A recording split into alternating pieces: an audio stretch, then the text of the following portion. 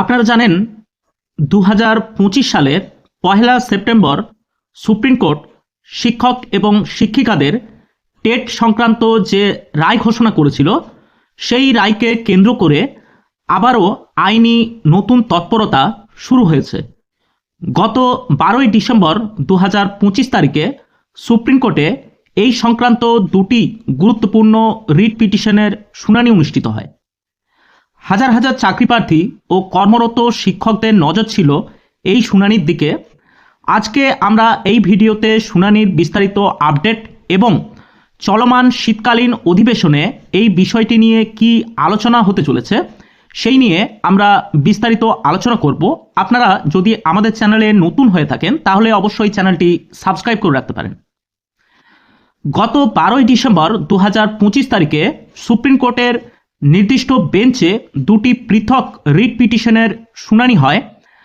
মামলা দুটির বিষয়বস্তু ভিন্ন হলেও আদালতের নির্দেশ প্রায় একই প্রকৃতির ছিল। মূলত 1 সেপ্টেম্বরের রায়ের পরিপ্রেক্ষিতে এই নতুন মামলাগুলি দায়ের করা হয়েছিল। এই দুটি মামলার মধ্যে প্রথম মামলাটি দায়ের করা হয়েছিল ছায়া বিদ্যার ডান্ডালে এবং অন্যান্যরা তারা ভারত সরকারের বিরুদ্ধে এই রিট পিটিশনটি দাখিল করেন।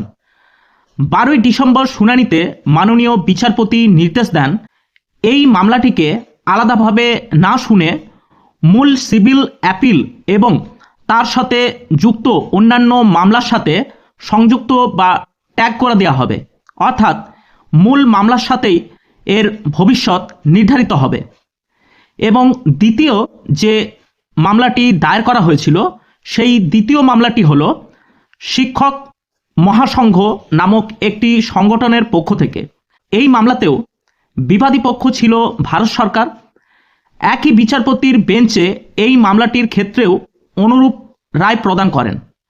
আদালত স্পষ্ট করে জানিয়ে দেন যে এই মামলাটিকেও সিভিল অ্যাপিলস নম্বর 1385 অফ 2025 এর সাথে ট্যাগ করা হলো।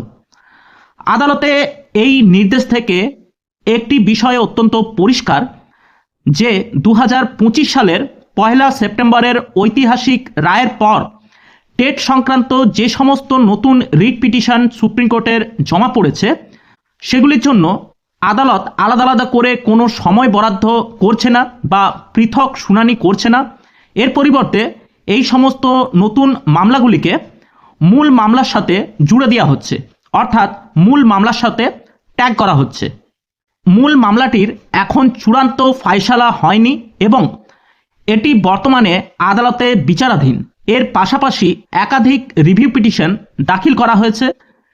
আদালতের সময় বাঁচাতে এবং একই ধরনের বিষয় বারবার ভিন্ন ভিন্ন শুনানি এড়াতে এই ট্যাগিং প্রক্রিয়া অনুসরণ করা হচ্ছে। ফলে পৃথক রিট পিটিশনগুলি আলাদা রায় না হয়ে মূল মামলার চূড়ান্ত শুনানির সময়ে এগুলো বিচার হবে। আইনি লড়াইয়ের পাশাপাশি বিষয়টি এখন সংসদীয় আলোচনার কেন্দ্রবিন্দুতে উঠে এসছে। বর্তমানে চলমান সংসদের শীতকালীন অধিবেশনে শিক্ষকদের টেট সংক্রান্ত জটিলতাটি নিয়ে সরব হয়েছেন একাধিক সংসদ। অধিবেশনে 0 আওয়ার সাংসদেরা টেট উত্তীর্ণ শিক্ষক ও চাকরি প্রার্থীদের অনিশ্চয়তার কথা তুলে ধরেন। যদিও সংসদীয় স্তরে আলোচনার পর এখনো পর্যন্ত কোনো সুনির্দিষ্ট সিদ্ধান্ত বা সমাধান সূত্র বেরিয়ে আসেনি, তবুও জাতীয় স্তরে বিষয়টি উত্থাপিত হওয়ায় অত্যন্ত তাৎপর্যপূর্ণ। ভবিষ্যতে এই মামলা বা সংসদীয় আলোচনার নতুন কোনো তথ্য উঠে এলে আমরা অবশ্যই এই চ্যানেলে ভিডিওর মাধ্যমে আপনাদের কাছে সেই আপডেট তুলে ধরব। আইনি প্রক্রিয়ার দিকে নজর রাখার পাশাপাশি চাকরি প্রার্থীদের ধৈর্য ধরার পরামর্শ দিচ্ছেন বিশেষজ্ঞরা। এই বিষয় নিয়ে পরবর্তী আপডেটগুলি পাওয়ার জন্য অবশ্যই আপনারা আমাদের চ্যানেলটি ফলো করতে পারেন। আজ এই পর্যন্তই, দেখা হচ্ছে পরের নতুন কোনো ভিডিওতে। নমস্কার, ভালো থাকবেন, ধন্যবাদ।